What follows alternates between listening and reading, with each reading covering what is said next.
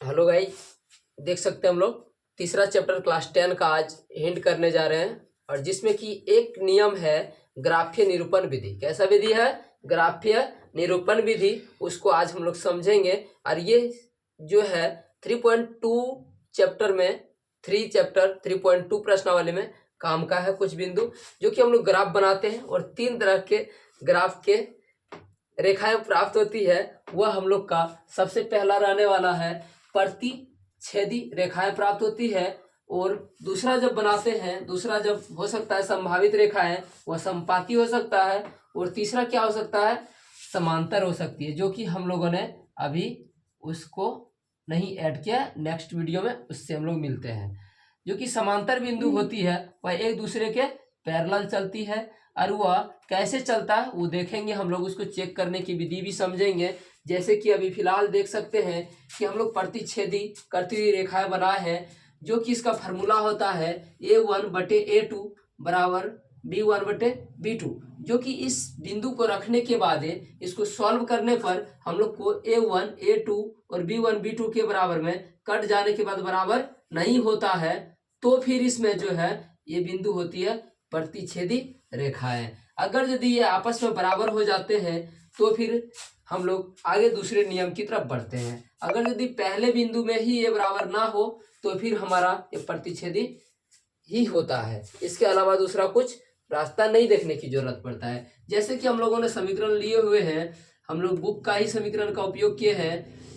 x - 2y = 0, उसके बाद 3 × x + 4y - 20 = 0। इसमें से हम लोगों ने A1 निकाले रखे हैं। A1 1 लिए हैं। अब यहाँ पे एक चीज ध्यान देना है, ये जो समीकरण लिखा गया है, समीकरण के साथ जो भी A B C है, हमारे ये A होता है, सेकेंड वाला B होता है और तीसरे वाले C होते हैं, जो कि यहाँ पे अभी उपलब्ध नहीं है। तो मानिए 0 ही है, इसको ही ले आ सकते हैं, तो C है। इसका A1 B1 C1 और नीचे वाले समीकरण के लिए हम लोग A2 B2 C2 मानते हैं। और जब इसको हम लोग अपना समीकरण को क्या करेंगे, लिखेंगे इसकी सारी पॉइंट को A1 A2 B1 B2 C1 C2, तो उस टाइम में हम लोग एक चीज ध्यान देंगे, जिनके साथ जो चिन्ह होगा वह जरूर नोट करेंगे, नहीं तो फिर हम लोग का पॉइंट डिफरेंट हो सकता है। जैसे कि हम लोगों ने देखिए यहाँ पे क्या लिखे हैं, A1 जो है हम लोग का क्या है +1 ले लिए हैं।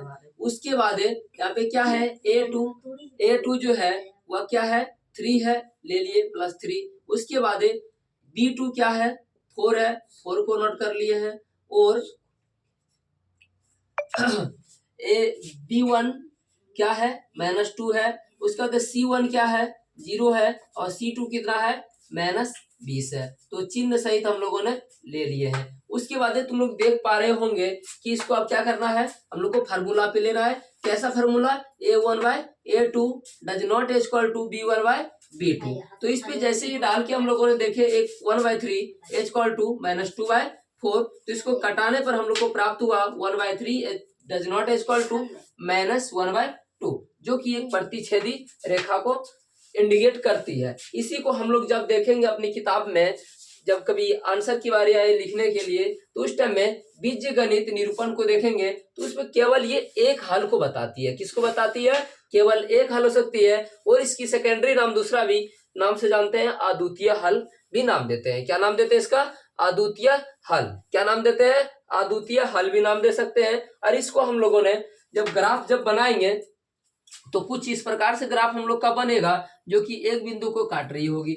इसी बिंदु को, जिस बिंदु को काट रही होगी, और जैसे कि हम लोगों ने 4 बिंदु लिए हुए हैं, इस चारों बिंदु में से ये रेखाएं गुजरती है। और रेखा गुजरने के क्रम में जब एक दूसरे बिंदु को काटती है, एक दूसरी रेखा को काटती है, तो एक नया पॉइंट प्राप्त होती है, नया बिंदु प्राप्त होती है। उस नया बिंदु को ही कटिंग के माध्यम से, जो उसी कट बिंदु को हम लोग प्रतिच्छेदी बिंदु बोलते हैं।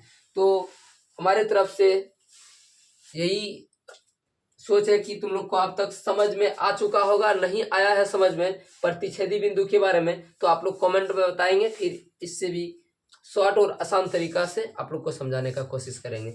नेक्स्ट हम लोग देखते हैं अगला पॉइंट, जो कि दिया गया है, लिए हैं हम लोगों ने संपाती रेखा के बारे में बात करेंगे। किसके बारे में? संपाती रेखा के बारे में। तुम लोग जरा सा ध्यान से देखिएगा, यहाँ पे समीकरण हम लोग का कुछ बड़ा हो रहा है, जो कि समीकरण संपाती के लिए बनाए रखे गए हैं किताब में पहले से। A1/A2 B1/B2 जो कि आपस में क्या है? बराबर है। क्या है? बराबर है। उसके बाद बराबर C1/C2। अगर यदि A1/A2 बराबर B1/B2 बराबर C1/C2 आपस में तीनों का तीनों बराबर हो जाते हैं तो ये संपाती रेखा बनेंगे। अब ये संपाती रेखा होता क्या है? संपाती रेखा जब हम लोग ग्राफ खींचेंगे तो इसका कुछ ऐसे बिंदु प्राप्त होंगे समीकरण से।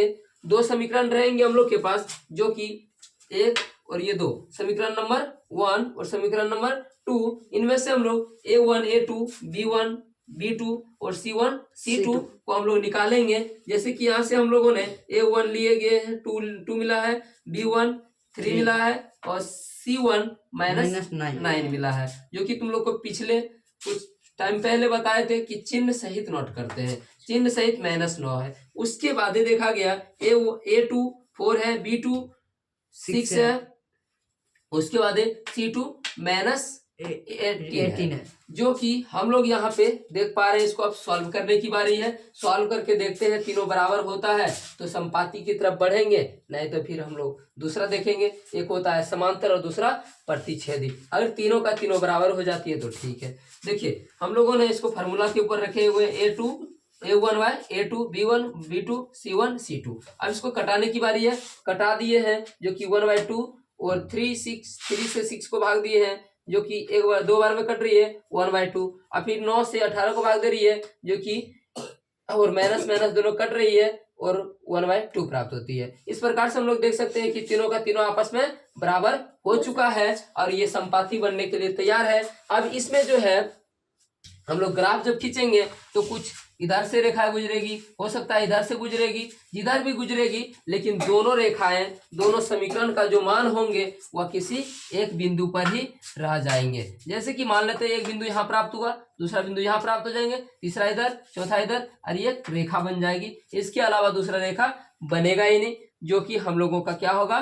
संपाती बनेगी। इसमें हम लोगों ने इसको ऐसे ही अभी देखने के लिए हम लोगों ने खींच लिए। इसका रियल में दोनों रेखाएं नहीं है, एक हो सकती है, जो कि हम लोगों के पास अभी देख पा रहे हैं। कुछ ऐसे रेखाएं जो कि संपाती नाम देते हैं।